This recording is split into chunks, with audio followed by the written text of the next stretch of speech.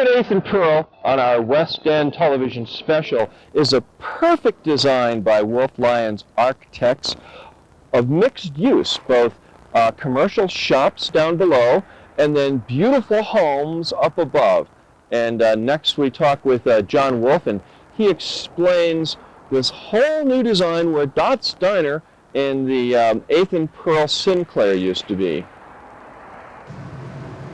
Hi, I'm John Wolfe, and I'm a partner in the architecture firm of Wolfe Lyons Architects. And we're standing in front of 8th and Pearl, which is a project that's very dear to me. It's always a pleasure to be able to talk about a building that you really care about. My partner and I conceived of this building in the early 1990s and wanted to do an exemplary mixed-use building that combined retail, office, and residential units all on the same property. We had the opportunity to acquire this site around 1991. It was a former gas station. It had a little diner on it that was also quite loved by the community called Dot's Diner that a lot of people may remember. And so we felt a certain responsibility to make sure that if we were going to remove Dot's Diner, we better do it in such a way that what replaced it would be something that people would also learn to love over time. And we hope we've been able to achieve that. But basically what we have here is a property that's about 18,000 square feet. And we have on the first floor 4 retail shops. We have a number of tenants on the upper floor. That include therapists, dentists. Our own architecture firm is up there. No building in Boulder can not try to take advantage of the splendid flat irons, which we're so lucky to have here. And we tried to do that by framing a number of views. Standing in next to the upper courtyard in the building, and behind me are the entrances, or actually the back porches of 5 of the residential units that complete the project. And there's a 12-foot separation between the commercial uses that are at the ground level off of Pearl Street. The upper courtyard provides an openness for the residential units, back porches front onto it, and you're allowed to move through the project from Pearl Street up the stairs and then come out on the north end adjacent to the historic Mapleton neighborhood. One of the important things about our design solution was to figure out a way that our architecture could be sympathetic to the historic neighborhood, Mapleton Hill neighborhood. On this side of the building, the east side, you can see how the commercial uses transition into 3 residential units. Here we are on the west side of the building, where we have 2 residential units that front onto a city alley that we try to make into a little urban lane.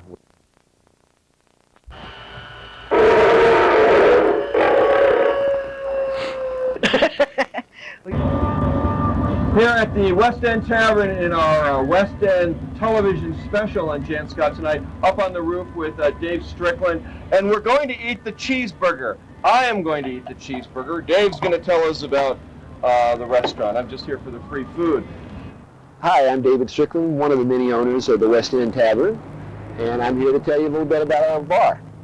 1986, Steve Beaver and Mark Minion had this great idea that the West End needed to have a bar. So they contacted the Red Cross, which used to be in this space, found out that they were thinking about moving, put together a plan, gathered together a bunch of their friends, and bought the building. What year? Let's see, in 1986, when the bar first opened in October of 1986, across the street was a little white frame house that was soon to become Pasta J's. The Trident has been here forever. The Daily Camera was still down there. Early on, Tom's Tavern was the only eating facility down in this end of town. Next door was the old paint store, which is now Juanita's. Next to that was a used bookstore, which has since become Triana's. And gradually it's become more gentrified, I would suppose is the term, a little more boldish. Stores. Our customers are not necessarily the upscale, higher price guys. We have a wide variety. We have, the regular guys who wake up from the city park and come down here and wait for us to open at 11. Then we also have lots of businessmen that come down here and do lunch. We've got a regular clientele of people who like to have a regular, non-assuming bar-type atmosphere where they can come down and be relaxed, enjoy beautiful scenery. Our biggest asset is our rooftop bar. Well, Sunday paper, Rocky Mountain News, there was a little ad, phone number, said back bar for sale. We called. They said they were in Baird, Nebraska, which is, I don't know, 6-8 hours from here. We drove up about a week later, me, Beaver, and my girlfriend, walked in to a closed bar called Miss Kitty's Saloon. Miss Kitty walks in, and she was typically Miss Kitty. Beehive haircut, satin jacket, spandex pants, classic. Bar was closed. There was a warehouse next door. She says it's in there. We walk, and Beaver goes, well, what do you think? I go, I don't know jack about a back bar, but I know a great piece of ass when I see one.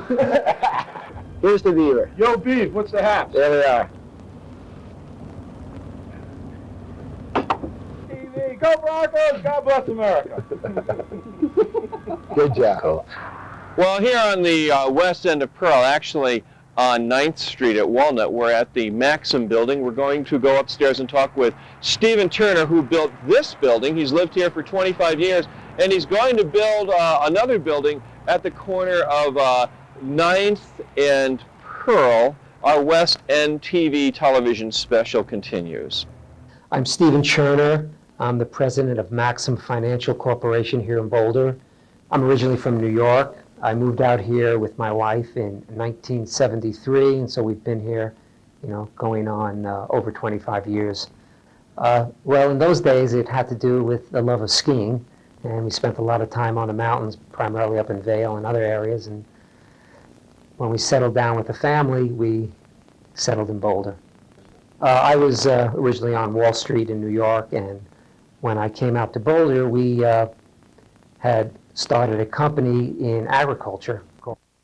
We're now at the corner of Walnut and 9th Street at the apex of the Maxim building. This building was built, as I said, in about 1998, late that year we finished it. The building was designed to reflect the transition between commercial and residential areas. The scale of the building is very modest. It's only 37 feet high. And it was designed with keeping view corridors in mind. Which is interesting from this view is here, you're on our terrace, and you're looking at a 55-foot building, and you can still see the flat irons in the mountains are, very adequately displayed. Old Rich's Amoco site, which was a gas station. As you can see behind me, you see a one-story building, which is the West End Tavern. We have a bit of a dilemma. We were aware of this when we went and looked and purchased the property. And in fact, the West End real estate interest who owned the tavern also looked at this property, but decided for other economic reasons that they didn't want to acquire it at the price it required to be purchased at. They do own other properties here in Boulder, such as this lot over here, where they've designed and have site approval for a 3-story building of 35 feet. The dilemma we have is that we would like to help them in any way possible. We have worked with them arduously right from the beginning, including their architects, to try to develop designs that would mitigate any impact to them. They have to recognize that they own an interior lot that ultimately would be an interior building when this property got developed. And still one of the most popular here in Boulder. We have 3 in Denver, but this one by far has the roots. There you go. Okay, my name is Tom Cramer, owner of Presto, down here on West Walnut. That's what we like to call it anyways, West Walnut at 11th and Walnut. And we are going to be talking with Jann Scott here. No. This street and the kinds of people who come here and who, like big, famous. Right. Okay, I'll try that again. Yep, go. Here we are. People that like to come here are people like this and this. These kind of people are very much our clientele. We like to cater to just about anybody downtown on Walnut Street.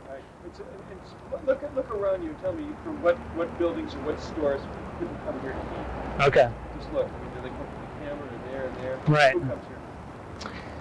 Across the street, we have the Exeter building, and there's a lot of brokers in that Exeter building, so we cater to a lot of people that work over there. We also cater to a lot of people that work at the Denver Post, Daily Camera. Whoops. Okay, can we cut? No, keep going. Okay. Sorry, because I have another store down at the Denver Post, so. Oops. I was on a roll, though. That was better, huh? Look at me. Okay. Pretty girl. All right, can we start out? I'll just start fresh. Here we go. All of this is going in. Oh, no. Yeah, go ahead. I'm going to break that camera right now. Especially this part. I'm going to break that camera. Go ahead. Stop! No. And, Okay, yep. we're rolling. Yeah. Live here at Presto on Walnut Street. This is the lovely west end of Walnut. And the difference between the east end and the west end, I think, is the brick work. There's lots of beautiful brickwork in downtown Boulder here, where we're at. And there's a lot of people that are kind of on the move down here. A lot of people walk to our restaurant, which is great because the parking pretty much sucks. So we really enjoy when people visit us from the Exeter building across the street. From the Daily Camera, which is just right next door. And from the Walnut Brewing and the Walrus and the Walnut Realty. We've got a lot of great neighbors next door. And we have been here for 8 years now, haircuts in between getting sandwiches. Tom, of course, is speaking of the massage parlor that moved in next door. The best shoe. It's more which shoe is the best one for you. Have it broken down by function. We watch you run on the treadmill. We watch you walk on the floor. We take a look at the shape of your feet, and we ask you questions about your training in order to better fit you for the right shoe. Slowly increase your speed. No problem. You can't walk fast enough to keep up. You can make it go faster. I can keep Okay. walking. Whoa! Oh no! Oh, okay. Just kidding.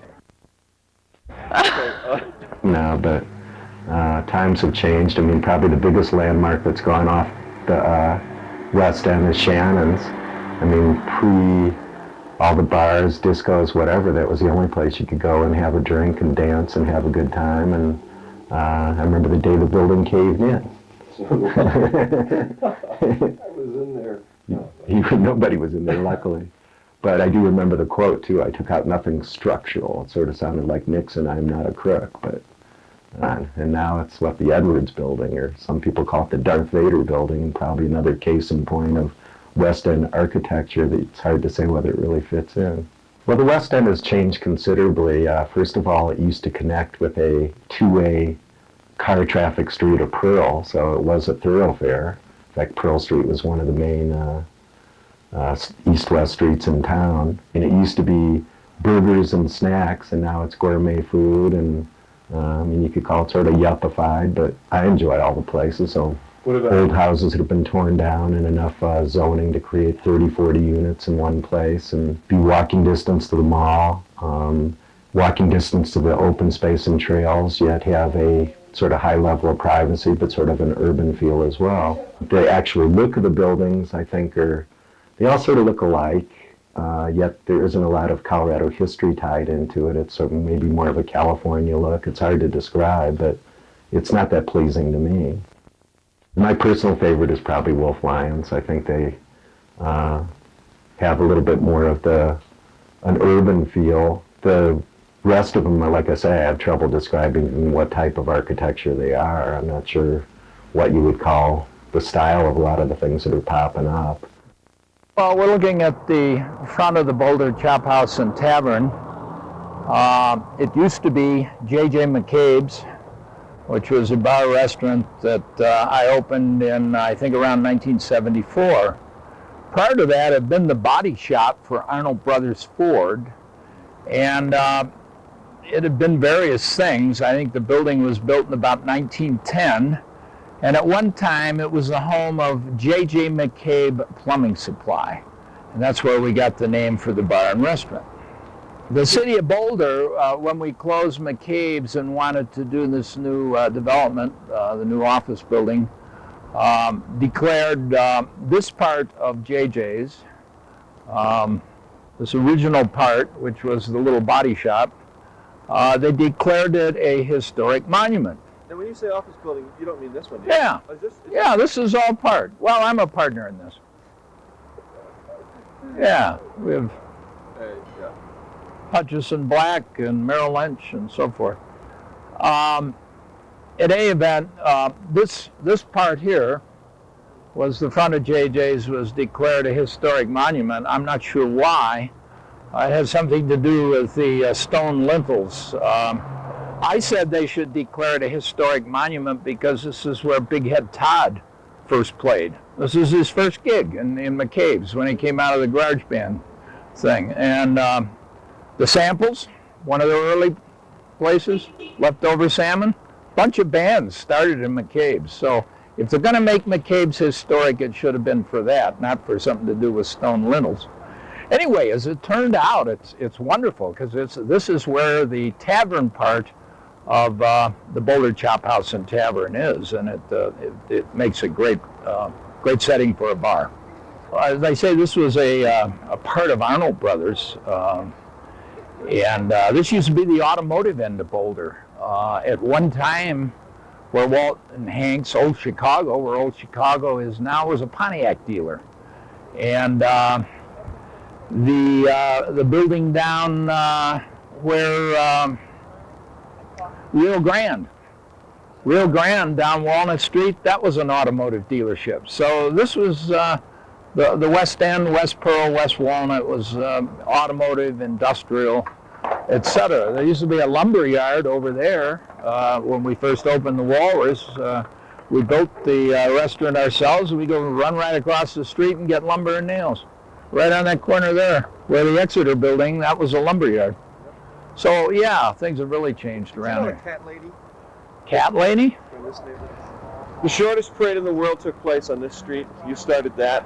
Yeah. It's been a national- Well, I didn't actually start it. Yeah. See, about where I'm standing was the westerly edge of McCabe's, and it went down to the end of the building here, and it was 53 feet.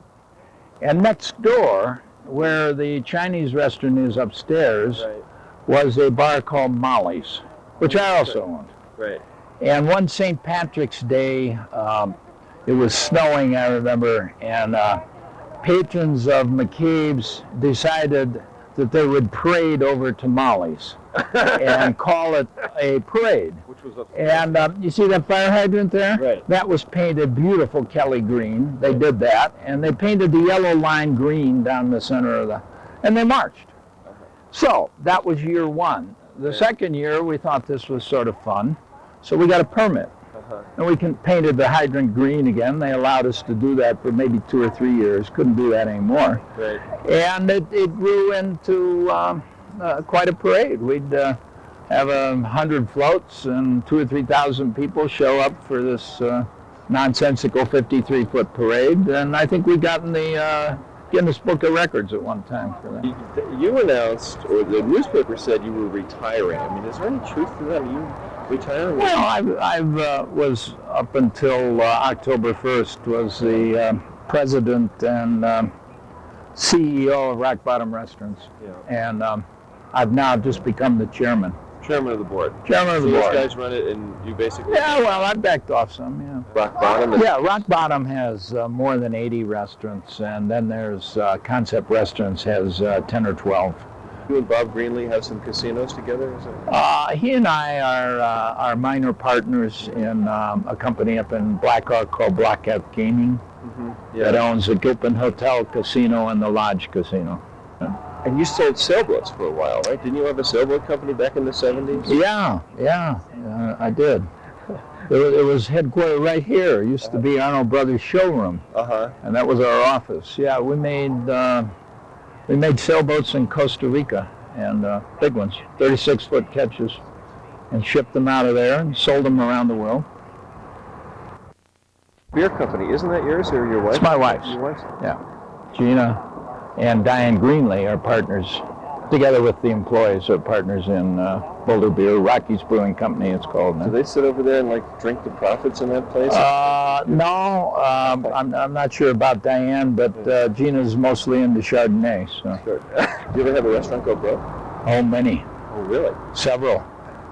Yeah, some I've even forgotten their names, probably. Try to blank those out of your mind. I was part of an auto dealership, Alfa Romeo. That used to be right here in this spot. The Alfa Romeo. Yeah. Centennial Alfa Romeo. You were partnership? Yeah, I was in that for 2 or 3 years. And I got into the restaurant business pretty early. I've been a Burger King operator. I've run donut shops when donuts were not the wonderful yuppie experience that Krispy Kreme is. Donuts were at the bottom of the ladder, I'll tell you that. Corn stands, hot dog stands. Where did you run these? In department stores in the Midwest. Okay, I'm here with a bountiful amount of food at the Boulder Chop House and Tavern, and with our executive chef, Amanda Rees, who's responsible for putting all this out. Tell us what we have here. Start right with the back. Okay, back here we have an appetizer sampler. It offers 6 of our different appetizers. We have the portobello, pancetta shrimp cocktail, onion rings, chicken tenders, and our calamari on the bottom. Yes. And here we have, this is how our onion ring is usually served when it's not on these sampler. These are the onion rings? Those are Let's the try onion one of these. See? With real onions, It's a foot right? of onion rings. Oh, yeah. All right. Okay, and here we have, this is the largest steak that we offer here. It's a 22-ounce porterhouse. Oh, with a smokes. flavored compound butter that we scoop on top there. In front of you, you have the filet Oscar. It's served with asparagus, béarnaise sauce, and pasteurized blue crab meat on top there. And both with cheddar mashed potatoes. White cheddar mashed potatoes. Yeah. And here we have, for dessert, we have a key lime pie tart. Ooh, And it's served that with a passion fruit and a raspberry is good. coulis on the You should bottom. eat that. Limes from the Keys? Limes from the Keys. And, here we have a couple of our handcrafted beers that we bring in from other breweries, from Rock Bottom and from the Denver Chop House. And 3 bottles of good-looking red wine. There's a Chardonnay and a couple of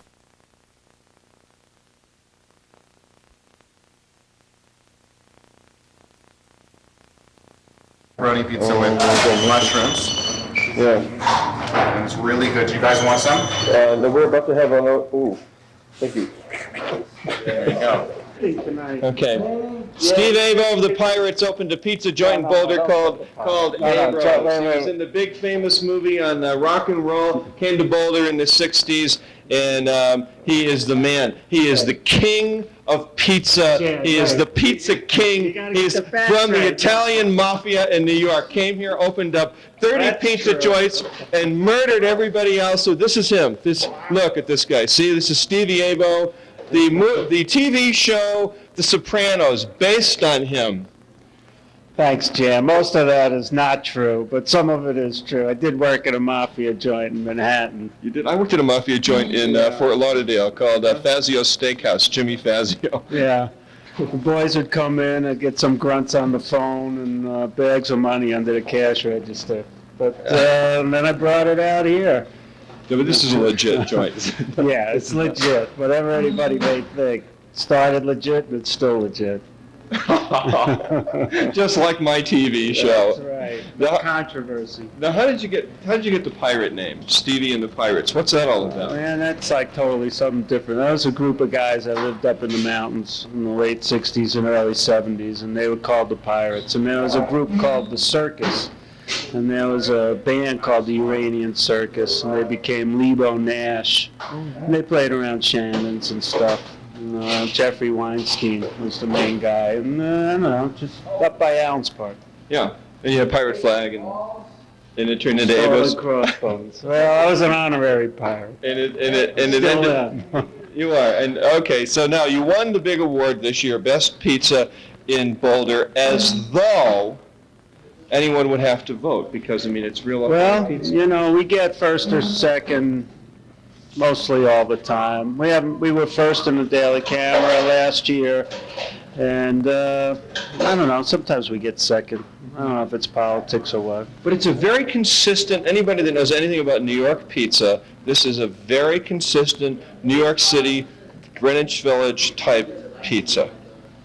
Well, we make an authentic pizza dough. It's not a Midwest biscuit, bread, thick dough. It's New York pizza. And we use a real cheese. and make a real sauce. So basically, it's authentic from top to bottom. We usually cook them in regular ovens, not the conveyor oven that doesn't cook a pizza. No. We use it, right? How do you eat a New York slice of cake? No fork required. Just pick it up in the middle, a little fold in the middle. There you go. Voila. Oh my God, That's a good pizza. you actually eat your own. This is good. Yeah. I'm gonna have I want pepperoni. This is good. Gangster pizza. So you fold it in half, like this. Oh, that's really, so that's the way you're supposed to eat it. I didn't know that. SNARF situation normal. No, Snarfs. I don't know what that means. Our best of Boulder. They won the award for the best provolone meatball sandwich and a place with attitude. Meatball sandwich, isn't it? Meatball sandwich. Didn't I read about this one in the paper? Yeah. That's exactly it. Oh my God. Owner of Snarfs, the meatball sandwich won the big award in Boulder Weekly. What is it? Why and what? Just do a fabulous job in bringing the whole cheese and meatball. You come from a meatball family? Yeah, we're a bunch of jardinere mix that I bring in from Chicago, especially. We bake up the bread fresh, right, with the meatballs on it, with the marinara, and it all smashes together real nice. Makes a great sandwich. Now, what's the jar mix? You were talking about that. Where is it? What is that? Italian garden mix. Mm-hmm. It's a little bit spicy, salty. From Chicago. Bring it in from Chicago. Yeah, which is where you're from. It's where up in stationed after college. Really? So you have like mafia relatives there that helped with all of this? On the Jewish side. On the Jewish side. All right, good. I've been Snarf since high school. Really? Yeah, Oh. I think it has Having something to do with with snarfing pizzas? Yeah, I think all the food Not those bad words that we're not going to put in. We're not going to put those bad words in. Absolutely. Unless we should. Should we put it in? Because you know. It's your show. I like it. Do what you want. All right. Sandwich, probably my number one selling sandwich. We use the best meats, best product. The breads, the breads makes my sandwich. Another award winner here at Snarfs. Another award winner here at Snarfs. Written up several times in the camera. Daily Camera? Yeah. And where else? Daily Camera? Yeah. And where else?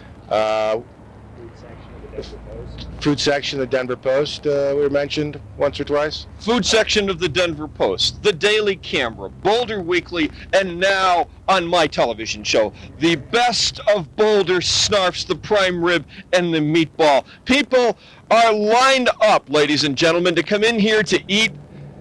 We're hardly able to get a sandwich ourselves. I almost got killed coming in here. Another bald guy. Our Best of Boulder continues here at the Colorado Daily. Randy Miller bought the newspaper a couple of months ago. How's it going? You're 3 months on the job now? 4 months? Almost 3, not quite. It's going great. Some changes to the paper. I think little things kind of slowly but surely. Like what? What's changed? I think there have been a few little changes we made. Like the opinion page was one of the first things that we worked on. Made some changes. We're now doing local opinions at least once a week. And, hold it right up here. I think in terms of the way the paper. This is my favorite cover. My favorite cover of the year. Listen, it sold the newspaper out. When they say, I say lesbian sell, and it's true right here. Okay, even the Colorado Daily. Shame on you. Did they give you flack for this? No, actually, that was one of those things where there was like 20 different media people there. I mean, that was a big event. I know. I think I'm giving you a most hard papers time. had that on the cover. But no, this was actually one of the things I think we're very proud of is a report on Leonard Peltier. Yeah. And this was a case where we really committed a significant amount of space to a story that Michael DeYona, one of our reporters, had worked on for a long time. Best lunch value. Best lunch, and corn chip tortillas. No, corn tortillas. Anna, and she works with us, and she used to make tortillas for us as well. Now she works up on the line, and Esmelda is making our fresh corn tortillas right now. She corn chips, and we fry these up every day, and we put a fresh lime juice on them and kosher salt. The fresh taco shells that we do. You make and these here? Yes, and then we also have our tostada shells that we do as well. You make... No. Very good.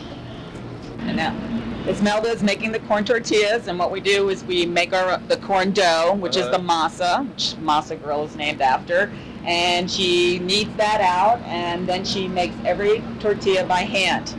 And this is a press that actually came from Mexico. Mariana brought it back up when she was down there visiting her family. She brought it back up for us, and that's the original press that we do use for the tortillas that we make every day. And she's putting them on the grill? Yes, they go on the grill, and then you'll see the process. You flip them over once, and then they get flipped again, and they puff up. And they do say in Mexico, if a woman can't make tortillas, that she can't get married. Tell you what, that's how I see things. Really? No kidding. That's how I see things, Gabe. You make tortillas, I will marry you. That's right. And the cabinetry was done by a gentleman called Carlos Stevie. He's out of El Dorado Springs, and we wanted to do an interior that kind of reflected the the integrity and creativeness in our work, and I think we kind of accomplished that. You moved off the hill when? It's about 3 years ago now. And yeah, it was a great move. It's it was a long time. We were there for 18 years on the hill, and this more reflects the kind of clientele we have, and it's much different than the hill environment over here. 18 years on the hill, and then behind you is that Middle Earth sign. And was that your first jewelry store? Yeah, that was the name of the original store, was Middle Earth. And yeah, we were all big fans of The Hobbit back then, and Tolkien. And the movie's coming out at Christmas. Oh, I know. I'm pretty excited about that. We put our guys on the TV show in this thing. Yeah. No, these are for little kids. These are for little kids, 2 to 4. And this is a tutu made with purple pants with the matching headband, matching on for every princess. And this is really a 2 to 4 item. It's great for gifts and dress-ups. This is made by a woman in New York, outside of New York in the country, Woodstock, New York. Her name's Pamela, and we've been friends for 20 years. 20 years we've been buying her things. Actually, 20 years we've been buying everything. Stop it. It's a bee. Oh, it's a bee. It's a bee. Oh, my God. Do slugs go zzz? No, they don't. And they don't look like that either, do they? There we go. Right. For that man who is, a little short on top, not enough hair, we do have headbands, and you can bend these every which way. Like they can be horns, like you should have, or they can be down and innocent, which probably wouldn't fit you. This is not funny. Thanks, Jan. We opened Essential Spa in 1997. I was always a spa person, and I had 3 children at the time, and I used to come to spas once a month because I would do something for myself that made me feel better, made me a better mom. So, in 1997, my co-founder and I built our dream, Essential Spa. Boulder, Colorado is really dry here. It's really hard on our skin. It's very dehydrating. So we decided to develop a spa that used the water and products from the ocean. So we call it Essential Spa, a retreat for the whole body, and the ocean comes to Boulder. I came to Essential Spa with a background in women's health. I was a nurse working with women and children, and an educator as well. Well, next we go to Art Cleaners. Talk with Brian Hansen. It is the biggest cleaners in Boulder. It is the oldest. And it is the busiest. Also, they had a huge write-up in the Daily Camera. It's an old-fashioned cleaners, and we're going to have a tour of this place and look how things were done when they were done the old-fashioned way, the good way, the right way. Art Cleaners has been in Boulder since 1921, and we've always been in Boulders. We've been at the location next door for the last 30 years. And we've had good growth. We also provide pickup and delivery. So we're the first in Boulder to add the home and office pickup and delivery in 1995. Who's Art? There never was an art. Art is the name. It's like artistic. There's never been an art as a part of cleaners, but you can call me Art. Well, this morning we're out here with BCOR. What kind of people would put themselves through this 1 hour of torture every morning to get in shape? My kind of people. Military people on the best of two. Don't drink it, just grab yourself. Down, jump, down, jump, down, jump, down, jump, down, jump. I'm the Sarge with BCOR, Boot Camp of the Rockies. Take home. And what we do is we show them a combination of all sorts of elaborate designs that you can use fillets, suedes, linens, you can use a combination of stacked frames, beveled accents, all kinds of things to give people the most elegant and beautiful designs possible. And sometimes they want more simple things, and we do that as well. But we offer them the finest and most rich and beautiful framing that is out there, and we have a huge selection available. We put a lot of emphasis on conservation framing and let customers know that we have things. And the reason we're the best of is because of the bomb. You can send that airmail to Saddam Hussein or to bin Laden. We have a variety of gas masks, and they all stop gas of some sort. Got the bomber Korean gas mask, if it'll fit you. Fits the whole head. What's that? US, that's an old US gas mask. The Canadian gas mask, I like that. That's slick. Or the Russian gas mask, which is actually this one.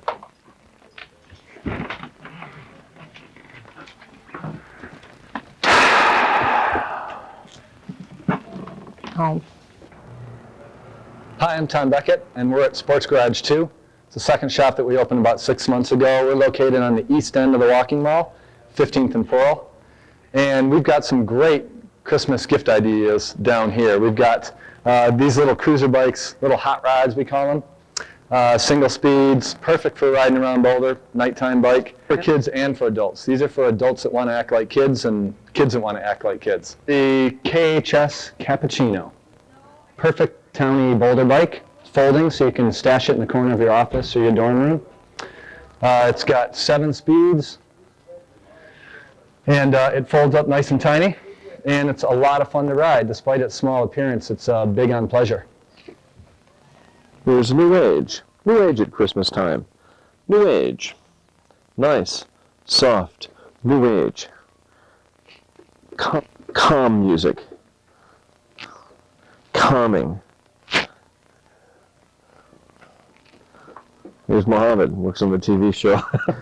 Here, of course, is the new book on wrestling. And the new Barbie book. And the new book on family. Well, here's one of my favorites, Girlfriend. It's the new lesbian magazine that's out.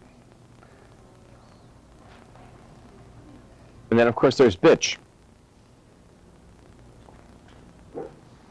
When we first opened up, we were very, very inexpensive, and so we attracted a certain kind of clientele. And after a couple of years, I realized that we couldn't quite operate on at that level, so we had to increase our prices a little. So things have changed over the course of time with the customers that we've gotten.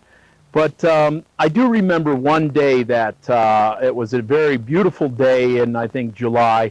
And we had a couple, I think we had one Ladybird, which was a Japanese 240Z, only made in Japan. And we had, I think, 6 or 7 240Zs, and they were absolutely in immaculate shape, and a couple 280Zs. So I lined them up on the parking lot and took these wonderful pictures. And you know, that was those days were really fun. It was you know, more sports cars, and it was a lot easier to work on cars then. Well, next year in our Pearl Street Mall television special, we visit with Richard Foy and Henry Beer. First time on television. This is a historic interview and historic event. First time. The story of the mall and how it was created next. I'm Richard Foy. And I'm Henry Beer. And we have a firm called Communication Arts. And we are two of the original mall design team, along with Sasaki Associates out of Watertown, Massachusetts, and Everett Ziegel Architects, who are a local architectural firm at the time we designed it. And here we are standing in the Rock area. And where did we come from? Well, I came from Los Angeles, born and raised in Northern California. Richard and I met at the office of Charles Eames in Los Angeles.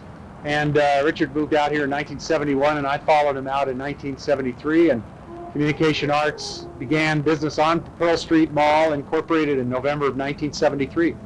Actually, we were on the mall in 1971, late 71. We had space and we were working, and then reorganized the company in 73. Communication Arts is a multidisciplinary design firm. We employ 55 design professionals, architects, industrial designers, environmental graphic designers, interior designers, researchers, and others. Janet Martin, who is the president of our organization, is not on film right now. Janet's responsibility is to run the practice. Richard and I act as principal in charge on various projects. And the mall was one of our early, probably our earliest large-scale environmental design project in Colorado.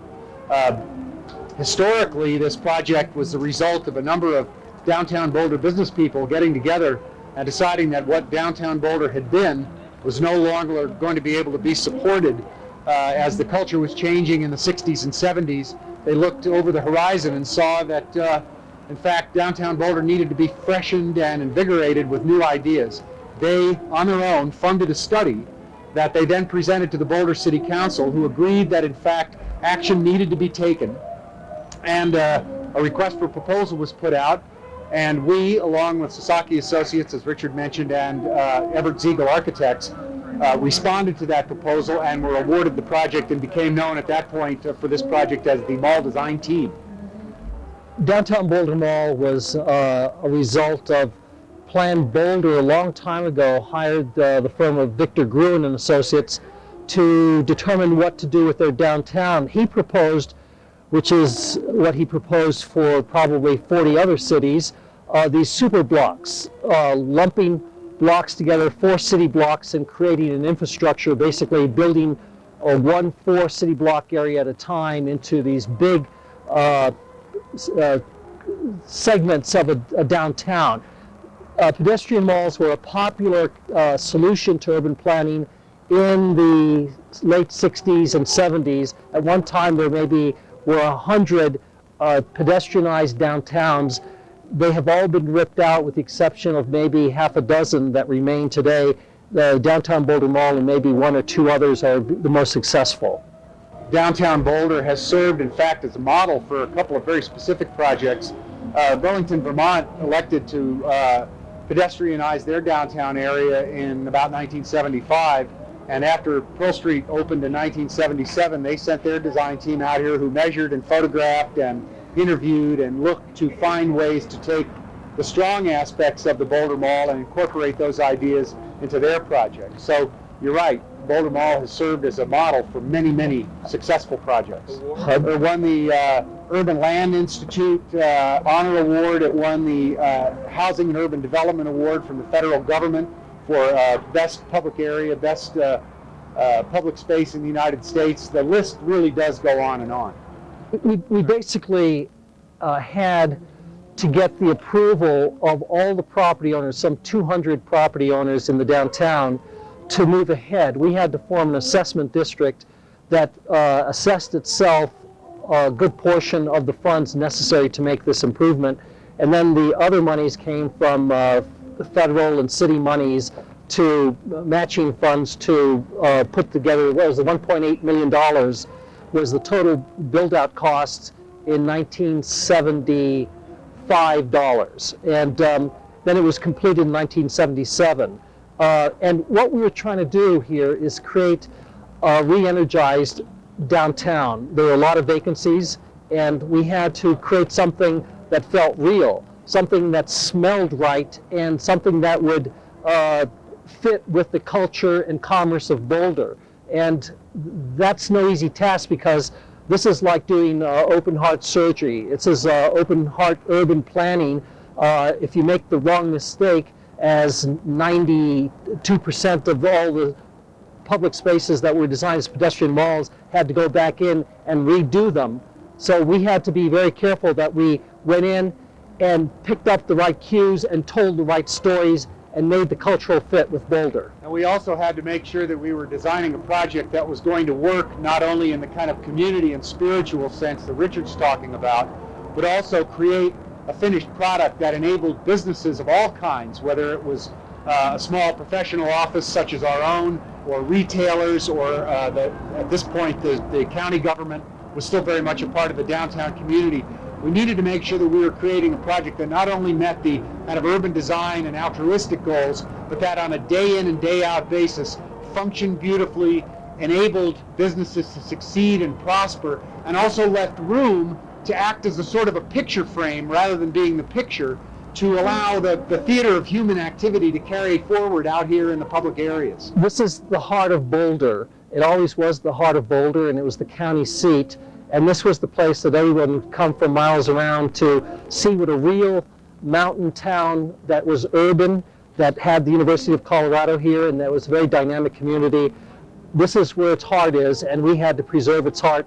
This is the place where people worship. This is the place where people come to conduct government, to finance, to bank, to see their lawyers, to do their shopping, to be entertained, to dine, to people watch, to mix elbows with other people.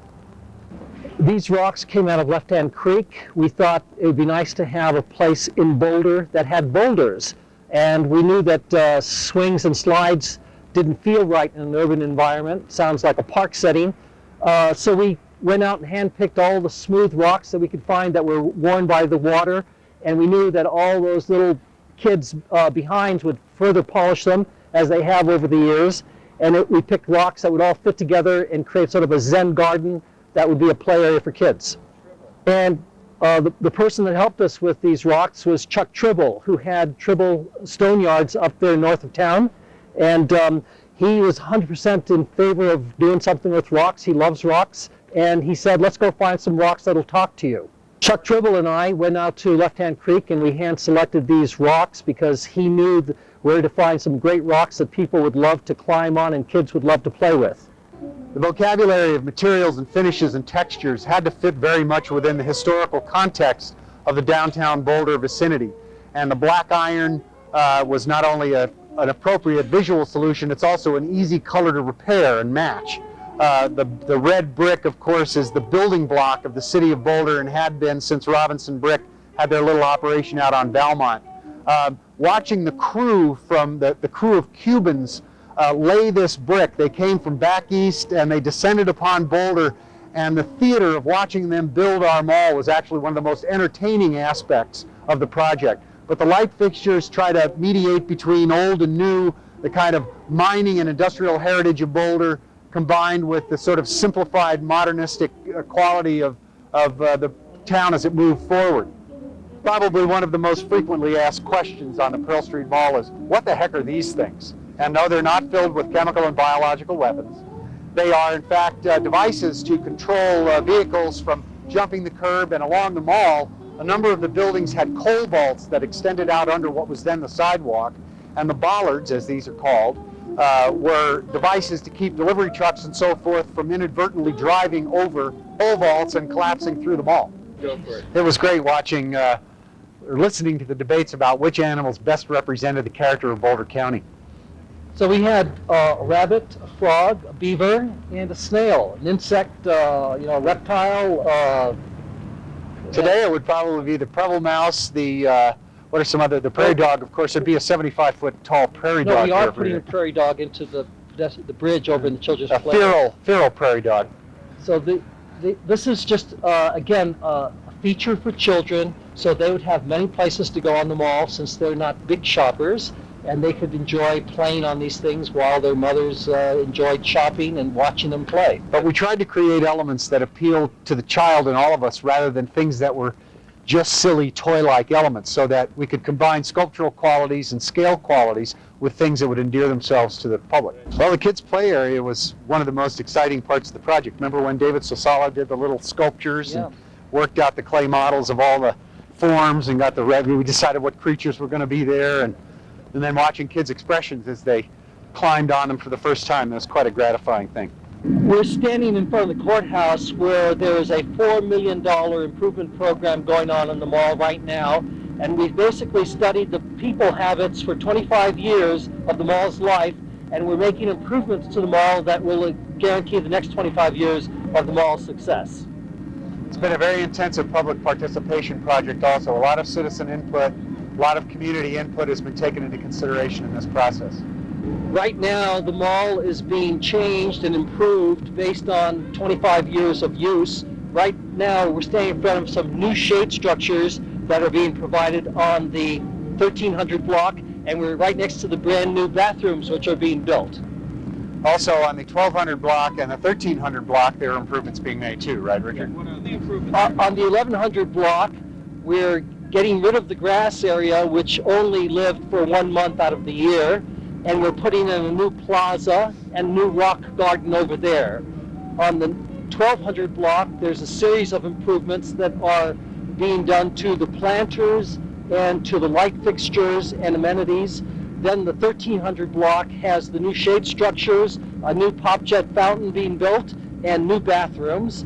And then the 1400 block, the last block, has a new children's play area that's being planned, and both ends of the mall are being opened up for greater visibility and greater arrival and departure to the east and west ends of downtown.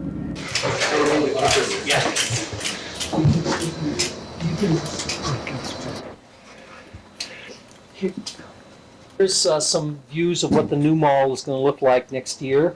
Open on east and west ends, so that it invites people to come in. Shade structures in front of the courthouse. A map of the county of Boulder for children to play in next to the animal farms on the east end of the mall. There's And a little model county assessor in there charging the children for the amount of landscape that they use. And what about the zip code guy? Have you built anything for him?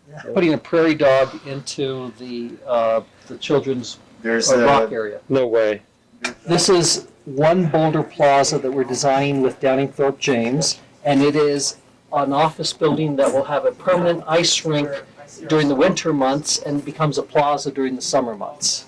It is on 13th Street between Canyon and Walnut. It will link the downtown to the park and to the farmers market.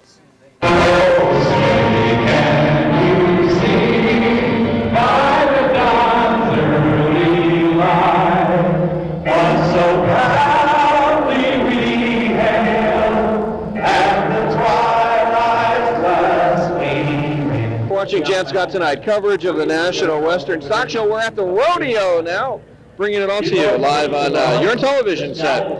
Bronc riding. This is bareback riding. What it is the cowboys that are crazy enough get on the back of these horses and try to ride them. They stay on them for 8 seconds in order to receive a score.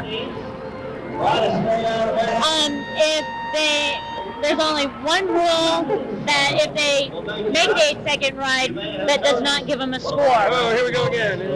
Just picked up. Beautiful. Tell us about the strap. Okay, the strap on the back of the horse is also put on a bolt. It's the bucking strap. That is used because it's the most humane way. They don't, at the National Western Stock Show and at all PRCA rodeos, it is against the rules to use a electric shock or anything to get the animal to buck. This is natural bucking. All it is it's a tight strap around the back, in front of the back legs, and even on humans that would be very uncomfortable. We're at Luke's Steak Place. It's at Kipling and I-70, some of the most extraordinary beef in Denver. This is Luke, well-known restaurateur in Denver. Let's talk about the steak. Some of this is really thick, and I know that you have, all of your beef is especially, the cows are especially grain-fed. I mean, this is really good beef. Can you talk a little bit about that? Well, when I started Luke's, my whole intent was to serve the best product that I could find. So I looked 6 months hitting all the major markets. And I found a specialty operation in Minnesota that contracts out Angus Charlet ranchers throughout the whole Midwest. And they specify house to be fed with no drugs. And then they have it shipped to them, they process it, and then once it's graded out by the USDA, they select the best of the prime ones and they put it in a 30-day aging room for me. And then we have it shipped to us direct, and then we put another 10 days age on it here. So we think that, well, we keep it at 35 degrees in cold storage, and we,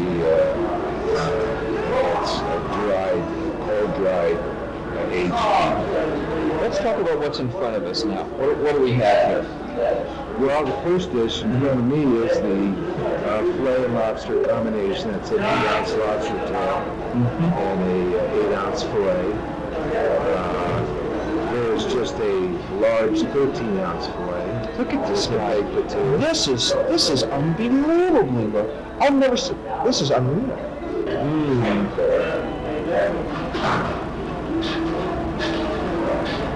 This is delicious.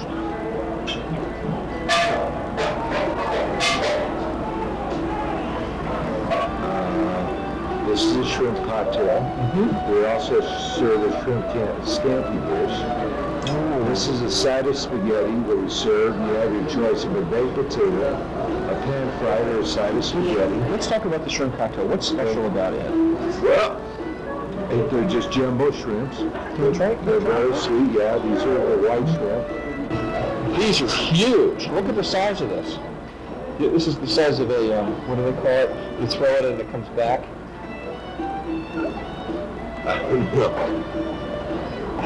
I will not throw this, but I'm going to try to bite into it.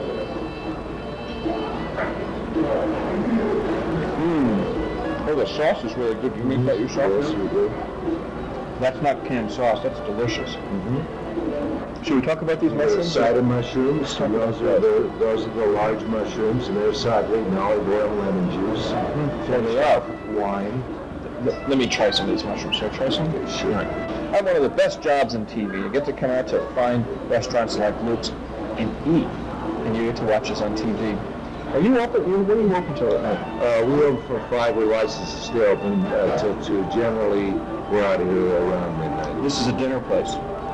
Evening. Right. Evening. Yes, this is evening only. So if you're watching the TV show tonight, you can come down here and eat. A lot of times, when we do our television show, we'll be in a restaurant and they're closed. So those of you who complain, stop complaining. The salad. The salad is tossed green. It has romaine and iceberg lettuce in it. The dressing was devised by my daughter, who is one of these salad nuts and just mixes her own dressings, and they're all wonderful. So we spent about 2 weeks portioning this one out, and it's lemon juice and olive oil and red wine vinegar and various Italian seasonings. And it's wonderful. And then to finish your dinner off, you have your choice of a chocolate tort or a homemade cheesecake with fresh strawberries, which was a recipe that my grandmother had. And it's the most unusual cheesecake I've ever tasted. And I've had it all over the world, and it's the best I've ever had. All right, let me try it. Because I'm a connoisseur of cheesecake. Okay. We'll just bite in here. It's beautiful looking, isn't it? Yeah. The problem is you can't eat this through television, but, well, okay. Go ahead. Here we go. Try. Ooh.